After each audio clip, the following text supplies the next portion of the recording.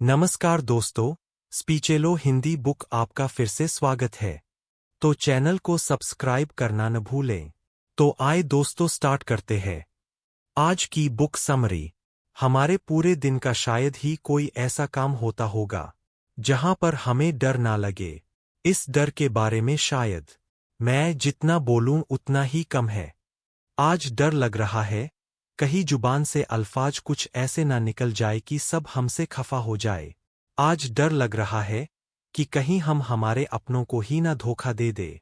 आज डर लग रहा है क्या पता शायद आज जो हमारी अहमियत है वह कल होना हो। आज डर लग रहा है कि कहीं हम इस जिंदगी के खेल में पिछड़ ना जाए, हमारी गाड़ी पीछे छूट ना जाए। तो जब इतने सारे डर हो तो कोई कैसे आगे बढ़े और हमारी जिंदगी उस आइडिया पर ही अटक जाती है।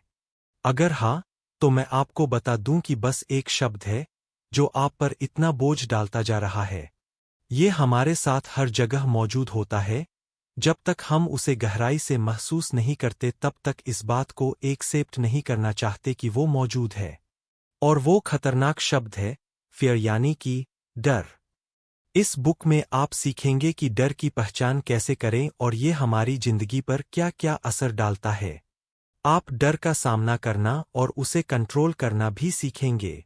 डर के कारण जो चीजें आपसे छूट रही है, आप उसे भी एक्सपीरियंस करना सीख जाएंगे। इस बुक के अंत तक आप खुद को पर्पस, मीनिंग और प्यार के साथ एक अलग अंदाज में देखने लगेंगे। अगर आप अपनी जिंदगी बदलने के लिए तैयार हैं, तो हमारे साथ अंत तक जुड़े रहें और आप देखेंगे कि जिन चीजों से आपको सबसे ज्यादा डर लगता है उन्हें एक्सेप्ट करने से कितना फर्क पड़ता है। लेकिन यह करना कैसे होगा? क्या वाकई में आसान है? मुश्किल है? इन सारे सवालों का जवाब आपको मिलेगा इस समरी में। तो तैयार हो जाइए हमारे साथ इस जर्नी पर चलने के लिए। जानते हैं समरी के बारे में। Summary of feel the fear and do it anyway, जिसे लिखा है सूजन जेफर्स ने। और इस समरी की जर्नी शुरू होती है इस चैप्टर से। आप किससे डरते हैं और क्यों? मतलब यह कि डर ही वो कारण है जिसकी वजह से हम उस खुशी को एक्सपीरियंस नहीं कर पाते जिसकी तलाश में हम लगे रहते हैं। जिंदगी अपनी प्लेट में हमें क्या कुछ सर्व करती है उस पर हमारा कोई कंट्रोल नहीं है। लेकिन अगर वो कोई दर्दनाक एक्सपीरियंस भी हुआ तो हम उसे सहने लायक तो बना ही सकते हैं। तो आइए पहले डर को समझते हैं। डर के 3 लेवल होते हैं। लेवल 1 वो चीजें है जो सच में होती है और जिसके लिए एक्शन लेने की जरूरत है। लेवल 2 में ईगो जैसे इमोशन शामिल होते हैं, जैसे रिजेक्शन, फेलियर, इमेज खराब होने का डर और असहाय महसूस करना। लेवल 3 है सबसे बड़ा डर, जिसमें ये सोच आ जाती है कि मैं इसे हैंडल नहीं कर सकता। आप फ्यूचर के बारे में कोई भविष्यवाणी नहीं कर सकते, इसलिए आपको कभी भी बिना कोशिश किए नहीं कहना चाहिए कि मैं इस प्रॉब्लम को हैंडल नहीं कर सकता। खुद पर विश्वास करने से और अपने डर से भागने के बजाय उसका सामना करने से आप किसी भी मुश्किल को पार कर सकते हैं। आइए एक कहानी से इसे समझते हैं। एक आदमी अपने बचपन के दिनों को याद कर रहा था। रह रह कर उसे बस अपनी माँ का ख्याल आने लगा। जब भी वो घर से कहीं बाहर जाता तो उसकी माँ कहती, बेटा अपना ध्यान रखना। वो आदमी सोचने लगा, इन सिंपल से शब्दों में 2 मैसेज छुपे हैं। पहला कि ये दुनिया सेफ नहीं, डेंजरस है, और दूसरा तुम इसे हैंडल नहीं कर पाओगे। लेकिन उस वक्त वो आदमी एक नादान बच्चा होने के कारण कभी इसका सही मीनिंग समझ ही नहीं पाया। उसकी माँ सिर्फ इस बात से चिंतित थी कि अगर उसके बेटे को कुछ हो जाता है तो वो उसकी रक्षा करने के लिए वहां मौजूद नहीं होगी। इसी तरह सालों बीत गए। बच्चा अब बड़ा हो गया था, लेकिन अब भी बाहर जाते समय उसकी माँ उसे कहती, बेटा सावधान रहना, अपना ध्यान रखना। बड़े और मैच्योर होने के बाद जाकर वो अपनी माँ की बातों की गहराई को समझ पाया। असल में वो ये कहना चाहती थी कि अगर उसके साथ कुछ बुरा हो जाएगा तो वो खुद को संभाल नहीं पाएगी और टूट जाएगी। एक दिन उसकी माँ बहुत बीमार हो गई। उन्हें तुरंत आईसीयू में एडमिट करवाया गया। एक मेजर ऑपरेशन के बाद जब वो आदमी अपनी माँ से मिलने गया तो उनके नाक और गले में पाइप लगी हुई थी। बिना ये जाने कि वो सच में उसे सुन पा रही है या नहीं, वो झुका और अपनी माँ के कान में धीरे से कहा, मैं आपसे बहुत प्यार करता हूँ माँ। मुझे छोटा सा काम है और मैं अभी वापस आता हूँ। दरवाजे के पास पहुंचने पर उसे एक धीमी आवाज सुनाई दी, अपना ध्यान रखना बेटा। ये सुनकर उसका दिल भर आया और उसकी आंखों से आंसू छलकने लगे। वो सोचने लगा, मैं तो शायद गिन भी नहीं सकता कि इतने सालों में माँ ने ये बात कितनी बार कही है। क्या आप इसे दूर नहीं कर सकते? एक सच जो कभी बदलने वाला नहीं वो ये है कि ये जो हमारा डर है ना वो कभी भी पूरा खत्म होने वाला नहीं है, लेकिन वो आपकी जिंदगी पर कितना असर डालता है, आप उसे जरूर कंट्रोल कर सकते हैं। डर को शांत और काबू में किया जा सकता है, लेकिन किसी भी नई सिचुएशन में वो दोबारा लौटकर आ जाता है। ये एक साइकिल की तरह है जो फिर से शुरू हो जाएगा जब तक आपको इसकी आदत नहीं हो जाती। जो लोग एंटरटेनमेंट और पब्लिक सेक्टर में काम करते हैं वो भी इस डर को एक्सपीरियंस करते हैं। चाहे आप कोई भी हों, हम सभी इस डर को महसूस करते हैं। इसलिए वो चीजें करना जो आपके कंफर्ट जोन से बाहर हों, कुछ हद तक आपके डर को कम कर सकते हैं। एक औरत थी जिसका हाल ही में तलाक हुआ था। तलाक होने से पहले वो हर चीज के लिए अपने पति पर डिपेंडेंट थी। तलाक के बाद उस औरत के पास नई चीजों को सीखने के अलावा कोई चारा नहीं था। उसे काम करने का कोई एक्सपीरियंस नहीं था और ना ही उसे बाहर निकलकर कभी दुनिया का सामना करने की जरूरत पड़ी थी। वो बहुत डरी हुई थी लेकिन उसने चीजों को बीच में छोड़ा नहीं, वो नई चीजें सीखने लगी। इस वजह से धीरे धीरे उसमें सेल्फ कॉन्फिडेंस डेवलप होने लगा। हर दिन उसने कुछ नया सीखा। अपने दम पर प्रॉब्लम को हैंडल करने की एबिलिटी ने उसके डर को कम करना शुरू कर दिया था। लेकिन जब भी वो कुछ नया एक्सपीरियंस करती तो वो डर लौट आता था। लेकिन उसकी खासियत यही थी कि वो अपने डर से डरकर पीछे नहीं हटी, क्योंकि वो जानती थी कि जब तक वो भागना बंद नहीं करेगी तब तक ये डर उसे भगाना बंद नहीं करेगा। तो उसने सोचा कि अगर किसी को भागना ही है तो क्यों ना डर को भगाया जाए। इसी तरह एक बार एक मेयर थे जो टैप डांस सीखना चाहते थे। ये एक पब्लिक इवेंट के लिए था जिसमें उन्हें एक ब्रॉडवे कास्ट के साथ परफॉर्म करना था। यूं तो मेयर को हजारों लोगों के सामने स्पीच देने की आदत थी और उन्हें ऐसे डिसीजन भी लेने पड़ते थे जिसका असर हजारों लोगों पर पड़ता है। लेकिन डांस के मामले में वो जरा अनाड़ी थे और उन्हें टैप डांस सीखने में डर लग रहा था। ये उनके लिए एक बिल्कुल नया एक्सपीरियंस था, लेकिन उन्होंने इसे ट्राई करने का फैसला किया। उन्होंने खुद को याद दिलाया कि नई चीजें सीखते वक्त डर लगना बिल्कुल नेचुरल है। हिम्मत कर उन्होंने डांस सीखना शुरू किया। कई दिनों तक प्रैक्टिस करने के बाद मेयर का डर धीरे धीरे कम होने लगा और उनमें कॉन्फिडेंस आने गया। उन्होंने सोचा, ये थोड़ा मुश्किल जरूर है लेकिन मैं इसे संभाल लूंगा। एक एक कर दिन बीत रहे थे और आखिर इवेंट का दिन आया। मेयर ने परफेक्ट डांस करने के बारे में नहीं सोचा, उन्होंने बस दिल खोलकर डांस किया। लोगों को उनका परफॉर्मेंस बेहद पसंद आया और सभी ने उनके लिए खूब तालियां बजाई। सच तो ये है कि हम सभी लाइफ के किसी ना किसी मोड़ पर डर को जरूर महसूस करते हैं। चाहे आप कोई भी हों, अपने डर को एक्सेप्ट कर आप उसे हरा सकते हैं। लाइफ में रिस्क लेना आपको और भी ज्यादा पावरफुल बना देता है। हर स्टेप के साथ कॉन्फिडेंस हासिल करना आपको डर के मौजूद होने के बावजूद दुनिया को एक्सपीरियंस करने का मौका देता है। हम सबके अंदर पावर होती है और किसी भी सिचुएशन में जब हम डरे हुए हों तो हम खुद को कॉन्फिडेंस दिलाने के लिए उस पावर को यूज कर सकते हैं। पावर का मतलब लोगों पर रौब जमाना या उन्हें कंट्रोल करना नहीं होता। हम जिस पावर की बात कर रहे हैं वो आपकी खुशी को कंट्रोल करने की एबिलिटी और आप जिस तरह अपनी लाइफ जीते हैं उस बारे में है। आइए एक कहानी से इसे समझते हैं। एक औरत को पता चला कि उसके पति को कैंसर हो गया था। इस खबर ने उन दोनों की जिंदगी बदलकर रख दी। वो औरत इतना डर गई थी कि उसने सिचुएशन को संभालने की अपनी पावर ही खो दी। लेकिन जैसे जैसे दिन बीतते गए उसने नई चीजें सीखीं। अब वो इस सिचुएशन को एक नए नजरिए से देखने लगी। उसने महसूस किया कि ऐसे कई लोग हैं जो उसकी और उसके पति की परवाह करते हैं। हर दिन लड़ने झगड़ने के बावजूद उनका एक दूसरे के लिए प्यार बढ़ने लगा था। उस औरत ने गुस्से और कड़वाहट की भावना को खुद से दूर कर दिया। वो अब स्ट्रेस महसूस नहीं करती थी। किसी भी चैलेंज का सामना करने के लिए उसमें कॉन्फिडेंस भरने लगा था। एक एक करके दोनों पति पत्नी ने अपने अंदर की हर नेगेटिव फीलिंग से छुटकारा पाया और अपने अंदर की पावर को खोजा। समय के साथ उस आदमी की सेहत बेहतर होने लगी। इतना ही नहीं, अब वो दोनों साथ मिलकर दूसरे कैंसर पेशेंट्स की मदद करने में लग गए। अंत में, आपका विल पावर आपकी कमजोरी को हरा देता है।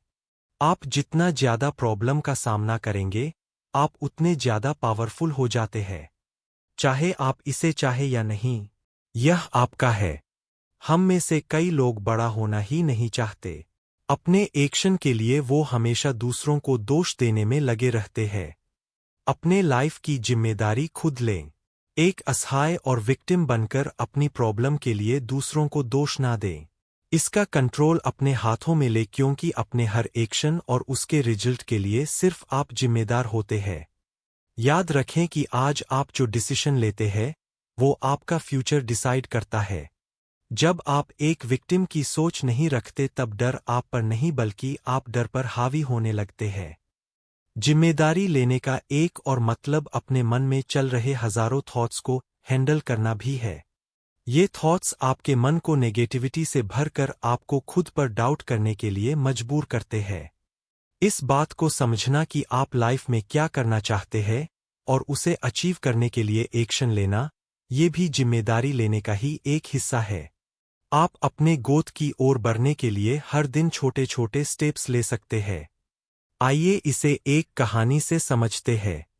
एडवर्ड एक अमीर आदमी था जिसके पास दुनिया की हर चीज थी, लेकिन फिर भी हर दिन वो लगातार चिंता में डूबा रहता था। वो इतना परेशान रहने लगा कि लोगों ने उसे साइकेट्रिस्ट से मिलने की सलाह दी, लेकिन एडवर्ड ने डॉक्टर के पास जाने से इनकार कर दिया।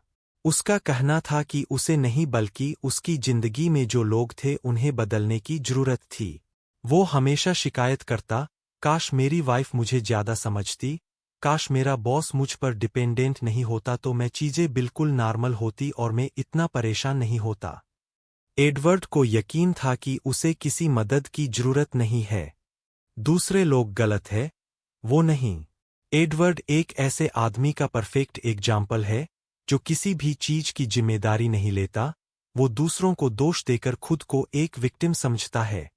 अब आइए टोनी की बात करते हैं। टोनी के पास एक अच्छी खासी जॉब थी, लेकिन वो खुद को वहां फंसा हुआ समझता था।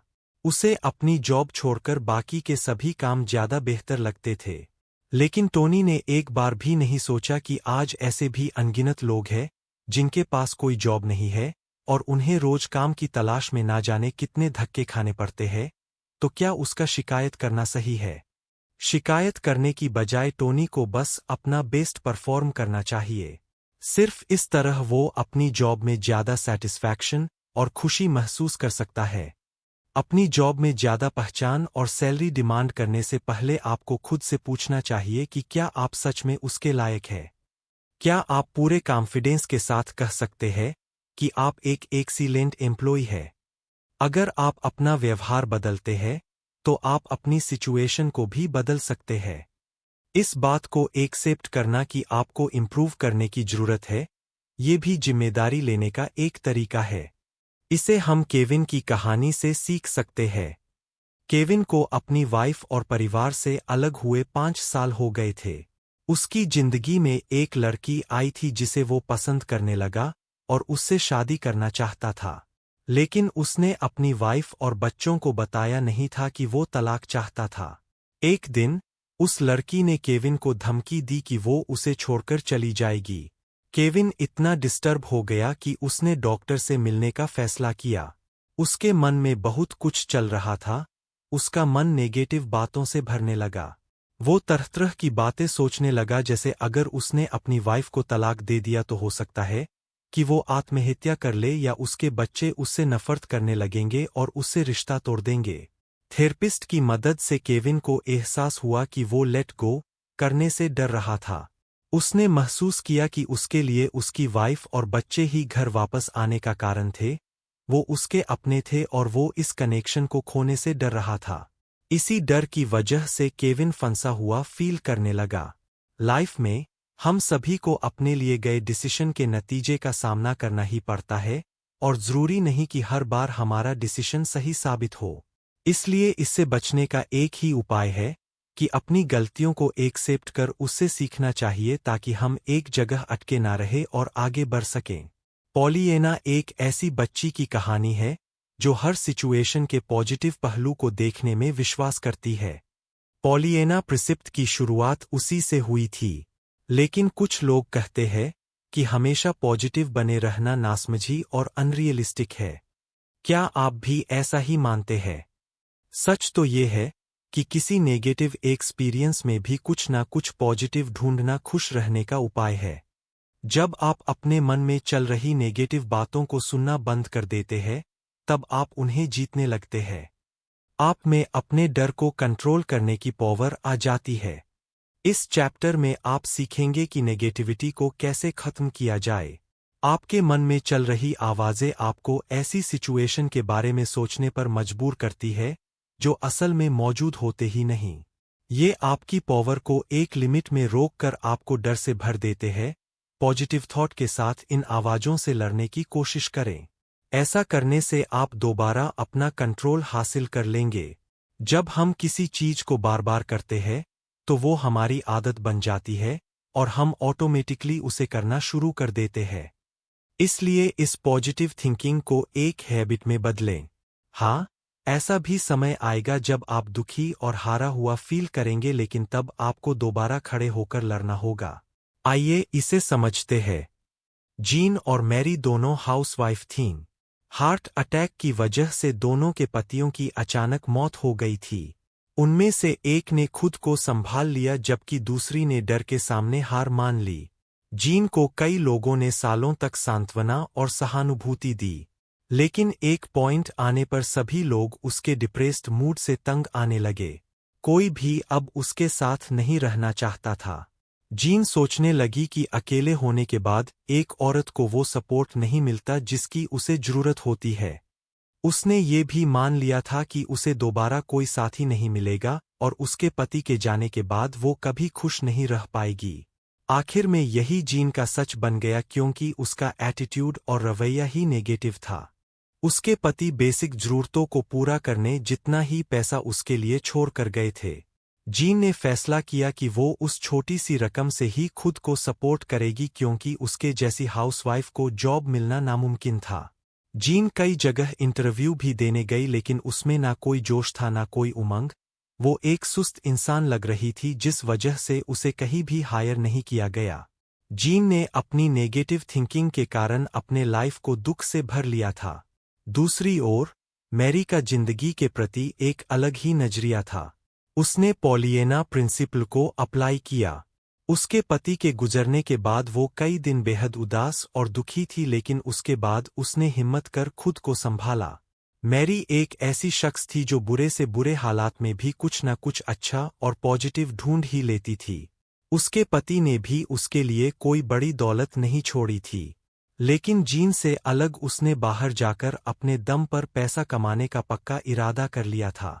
उसे भी जॉब करने का कोई एक्सपीरियंस नहीं था, लेकिन मैरी ने सोचा कि मुझे कहीं ना कहीं जॉब तो मिल ही जाएगी।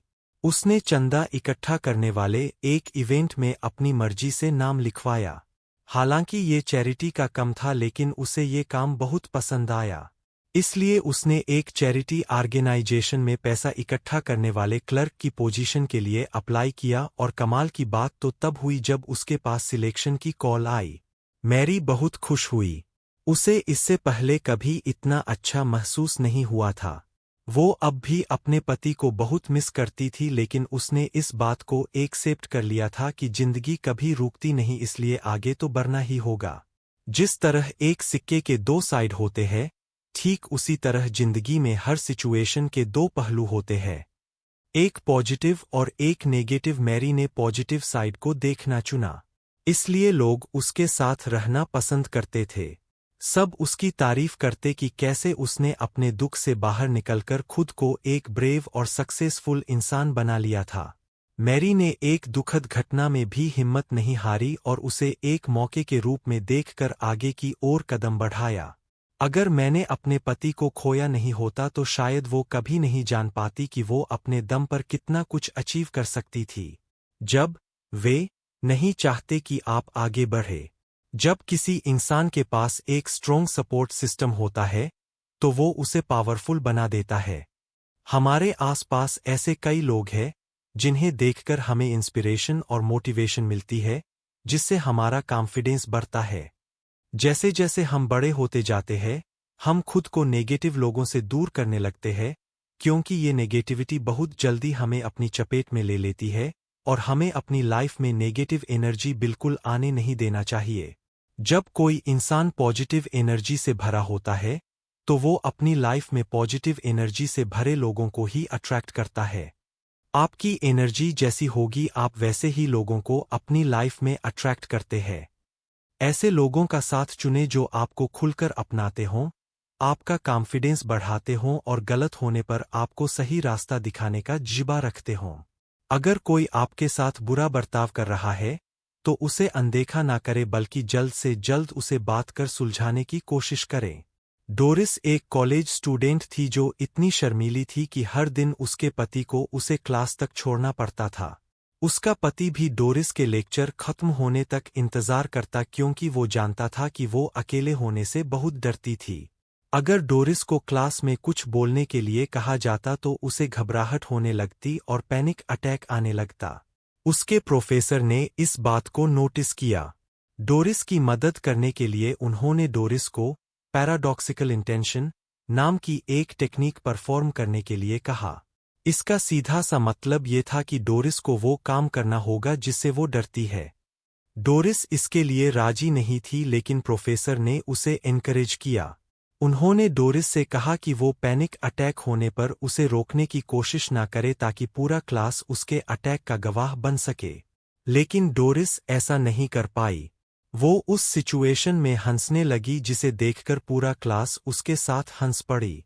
बस यही डोरिस के लिए टर्निंग पॉइंट साबित हुआ। हर हफ्ते उसमें प्रोग्रेस होता जा रहा था। अब वो अपने क्लास के दोस्तों के साथ मिलकर असाइनमेंट पर काम करने लगी थी। कुछ महीनों बाद वो अकेले शॉपिंग करने लगी, यहाँ तक कि अकेले ट्रेन में ट्रेवल कर घर भी जाने लगी। एक दिन उसने अपने प्रोफेसर से कहा कि वो अपने पति की वजह से निराश थी। उसने बताया, मैं जैसे जैसे इम्प्रूव कर रही हूँ, मेरा पति मुझे दबाने की कोशिश कर रहा है। मैं जब भी बाहर निकलने के लिए खुद को मेंटली तैयार करती हूँ, वो मुझे उन खतरों के बारे में बताने लगता है जिसका मुझे सामना करना पड़ेगा। जब मैं उन चीजों के लिए सेलिब्रेट करती हूँ जो मैंने अचीव किया है, तो वो मुझे दूर होने लगता है। इससे पता चलता है कि डोरिस के पति को उसकी आदतों और एटीट्यूड में हो रहे बदलाव से खतरा महसूस हो रहा था। वो डोरिस जो कभी उस पर डिपेंडेंट हुआ करती थी, अब वो अपने दम पर जीना सीखने लगी थी। दोनों ने इस प्रॉब्लम को हल करने का फैसला किया। उसने साफ साफ कह दिया कि वो बस उसे खोने। दोनों एक दूसरे की ज़रूरतों को समझते थे। अब डोरिस पहले की तरह डर डर कर नहीं जीना चाहती थी, इसलिए उसके पति ने इस बात को समझकर खुद एडजस्ट करने का वादा से डरता था। डोरिस के पति ने खुद को बदलने की पूरी कोशिश की। उसे कुछ वक्त लगा लेकिन उसने आखिर ऐसा कर दिखाया। अब वो डोरिस का सबसे बड़ा सपोर्टर बन गया। बिना किसी हार के निर्णय कैसे लें? लाइफ में डिसीजन लेना किसी चैलेंज से कम नहीं है, लेकिन लंबे समय में इसे आसान और ज़्यादा इफ़ेक्टिव बनाने का एक तरीका है। इस बात को हमेशा याद रखें कि ट्राई करके फेल होना कभी भी ट्राई ना करने से कहीं ज़्यादा बेहतर होता है। जब आप कोशिश करते हैं और फेल हो जाते हैं, तो कम से कम आप उस प्रोसेस में कुछ सीखते तो है। कम से कम आपको एक ऐसे तरीके के बारे में पता चलता है जो काम नहीं करता। उसके बाद आप एक नया तरीका आजमा सकते हैं। बस अपने गोल पर फोकस कर डट कर लगे रहे। ये आइडिया डिसीजन लेना आसान और इफ़ेक्टिव बनाता है, लेकिन कैसे? क्योंकि कम से कम आप डर के कारण एक जगह ये सोचकर अटके तो नहीं रहेंगे कि आपको आगे बढ़ना चाहिए या नहीं। फेलियर से डरो मत, क्योंकि ये सक्सेस की जर्नी का एक हिस्सा है। दुख की बात तो तब होती है जब आप कोशिश करने की हिम्मत भी नहीं करते। इमेजिन कीजिए कि आप सालों तक यही सोचते रहे कि अगर ऐसा हो गया तो, अगर वैसा हो गया तो, तब आपको बाद में पछतावा होगा कि आपने एक बार कोशिश भी नहीं की। इसलिए ट्राई करना और फेल होना एक नो लॉस डिसीजन कहलाता है। फेल होने के बावजूद भी आप अपनी गलतियों से कुछ ना कुछ जरूर सीखते हैं। एलेक्स एक लॉ स्कूल का स्टूडेंट है। वो अपने पिता का बहुत सम्मान करता था, इसलिए उसने उनके रास्ते पर चलने का फैसला किया और लॉ स्कूल में एडमिशन लिया। 2 सालों तक उसके बहुत अच्छे ग्रेड्स आए। लेकिन फिर एलेक्स लॉ के प्रोफेशन के बारे में दोबारा सोचने लगा। उसने महसूस किया कि वो हमेशा झगड़ों और बहस के बीच में नहीं रहना चाहता था। एलेक्स लोगों की मदद करना चाहता था, लेकिन एक अलग तरीके से उसे लगता था कि एक लॉयर बनने के लिए वो बहुत नरम दिल था। इसलिए एलेक्स ने साइकोलॉजिस्ट बनने का फैसला किया। उसके पिता ने करियर बदलने के फैसले में उसे सपोर्ट कर आशीर्वाद तो दिया, लेकिन उन्होंने एक शर्त भी रखी कि वो उसकी पढ़ाई का खर्च नहीं उठाएंगे। इससे एलेक्स दोबारा सोच में पड़ गया, लेकिन वो अपने फैसले पर अड़िग खड़ा रहा। उसने लॉ स्कूल छोड़कर साइकोलॉजी के स्कूल में एडमिशन लिया। लोग उससे कहते कि उसने 2 कीमती साल यूं ही बर्बाद कर दिए, लेकिन एलेक्स को अब यकीन था कि वो लॉयर नहीं बनना चाहता था। एलेक्स ने अपनी फीस भरने के लिए पार्ट टाइम कम करना शुरू किया। उसने कड़ी मेहनत की और उसकी अच्छी खासी कमाई भी होने लगी। काम के दौरान उसकी उस लड़की से मुलाकात हुई, जो बाद में जाकर उसकी हमसफर बनी। 2 पार्ट टाइम जॉब की मदद से अपनी फेलोशिप कंप्लीट करने के बाद अंत में एलेक्स को डॉक्टरेट की डिग्री मिली। इस बात पर विश्वास बनाए रखें कि आप जो भी रास्ता चुनते हैं, उसमें आने वाले किसी भी चैलेंज को आप हैंडल कर सकते हैं और आप अपना गोल अचीव करने में जरूर सक्सेसफुल होंगे। उस रास्ते में आपको फेलियर का भी सामना करना होगा, लेकिन हिम्मत कर दोबारा उठकर आप एक नया रास्ता आजमा सकते हैं। आपके सामने कई मौके आएंगे, बस आप में वो रिस्क लेने की हिम्मत होनी चाहिए। रिस्क लेकर ही आप अपने डर को दूर कर सकते हैं और अपने गोल तक पहुंच सकते हैं। आपको खुद पर भरोसा करने की जरूरत है। जब भी आपको डर लगे तो खुद से बस इतना कहें कि मैं इसे हैंडल कर सकता हूं। मैं इसे हैंडल कर सकता हूं। कंक्लूजन। इस बुक में आपने सीखा कि कैसे डर हम पर हावी होकर हमें आगे बढ़ने से रोकता है। लेकिन एक सच ये भी है कि ये डर तो हमेशा यहां रहने वाला है। लेकिन अगर हमने इसे एक्सेप्ट कर इसका सामना करना शुरू कर दिया तो हम इसे दूर कर सकते हैं। आपने ये भी जाना कि डर के 3 लेवल होते हैं। पहला लेवल उन चीजों के कारण होता है जो असल में हो रहा है। दूसरा लेवल हमारे मन में मौजूद थॉट्स और फीलिंग्स की वजह से होता है। तीसरा लेवल, सबसे बड़ा डर, वो होता है जब हम कहते हैं मैं इसे हैंडल नहीं कर सकता। आपने ये भी समझा कि हम जब भी किसी नई सिचुएशन में होंगे तो हमें डर लगेगा। लेकिन अगर हम अपने कंफर्ट जोन से बाहर निकलते हैं, बहादुर बनने की कोशिश करते हैं और रिस्क लेते हैं, तो हम इस डर को हरा सकते हैं। आपने ये भी जाना कि आपके अंदर एक पावर मौजूद है, आपके डर को कंट्रोल करने का पावर। ये आपकी लाइफ और आपकी खुशियों को कंट्रोल करने का पावर है। आपने अपने ऊपर जिम्मेदारी लेने के बारे में भी सीखा। कभी भी दूसरों को दोष ना दें। आपके साथ जो कुछ भी होता है वो आपके ही एक्शन का रिजल्ट है। इसलिए अगर आप अपना व्यवहार बदलते हैं तो आप अपनी जिंदगी भी बदल सकते हैं। आपने पॉलिएना प्रिंसिपल के बारे में समझा। इसे नासमझी और अनरियलिस्टिक कहना गलत होगा। ये सच्ची खुशी पाने का तरीका है। चीजों के पॉजिटिव पहलू को देखना सीखें। अगर आप पॉजिटिव होंगे तो आप अपने लाइफ में और भी ज्यादा पॉजिटिव चीजों को अट्रैक्ट करेंगे। आपने सपोर्ट सिस्टम के इम्पोर्टेंस को भी समझा। ऐसे लोगों के साथ रहे जो दयालु, खुशमिजाज और पॉजिटिव सोच रखते हो। दूसरों को समझने की कोशिश करें, तब जाकर वो भी आपको समझने लगेंगे और आपकी मदद करेंगे। आपने नो लॉस डिसीजन के बारे में भी सीखा। ये तब होता है जब आप कुछ ट्राई करने की हिम्मत दिखाते हैं, भले ही उसमें फेल क्यों ना हो जाए, कम से कम आपने कुछ सीखा तो सही। असली फेलियर तो तब होती है जब आप कोई कदम ही नहीं उठाते। क्या अब भी आपको डर से डर लग रहा है? उम्मीद है कि इस बुक ने आपकी कुछ मदद की होगी। डर महसूस करना गलत नहीं है। हिम्मत कर आगे बढ़े और जब भी आपको डर लगे खुद से बस इतना कहे, मैं इसे हैंडल कर सकता हूँ। तो इसके साथ ही दोबारा मुलाकात होगी एक और नए बुक समरी के साथ। तब तक अपना ख्याल रखें और ढेर सारा प्यार। जय हिंद।